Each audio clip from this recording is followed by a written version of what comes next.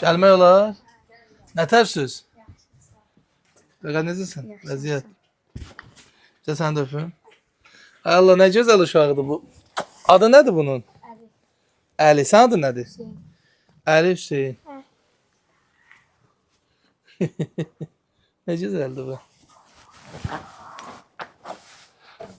Getmək olar. Sizin adınız nədir? Aygün. Aygün xanım. 3 uşaq anasısınız. Ola o neçə aylıqdır? 2 aylıqdır. Təzə dünyaya gəlib. Ataları bəs yoxdur? Götürmədən. Atalar tutulub. Niyə tutulub? Olmuşsun. Eybi yoxdur. Heç uşaqların yanında demə. Hüseyin, nə var yeməyə? Bunları. Sizin olan qalan ərzağınız budur elə. Başqa heç nəyiniz yoxdur.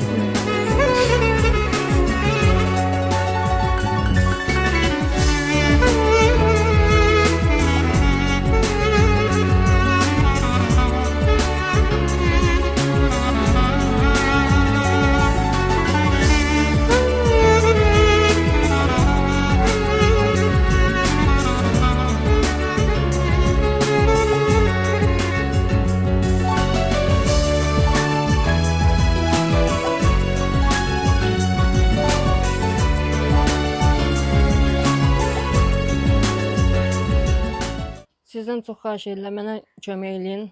Əsas mənim uşağım pampersidir, yeməyidir, bir dənə ki evin kirayəsidir. Varsa deyə bilərsiniz. İzləyicilərimiz baxır.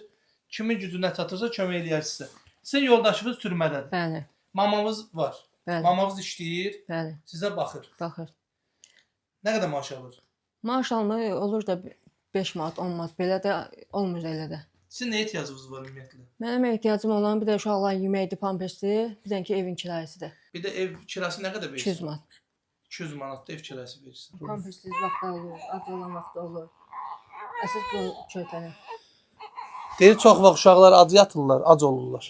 Hüseyin, sən nə istəyirsən? Heç nə. Heç nə istəmirsən? Bir də evin pulunu istərsən. Evin pulun. Yaxşı. Allah. Allahın izni ilə bu gün də bu evi əli boş qoymadıq. Mən bacardığım qədər köməyi öz üstümə götürürəm.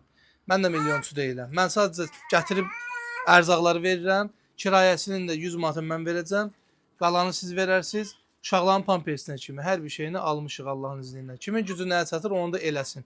Mənim gücüm buna çatır. Yəni Allah da gücünüzün yetdiyinin artığı ilə sizi yükləməz heç vaxt. Gücün çatır, pul göndər. Gücün çatır, ərzaq ver. Gücün çatır, paltar ver. Heç birinə gücün çatmırsa videonu paylaş. Story və qoy video.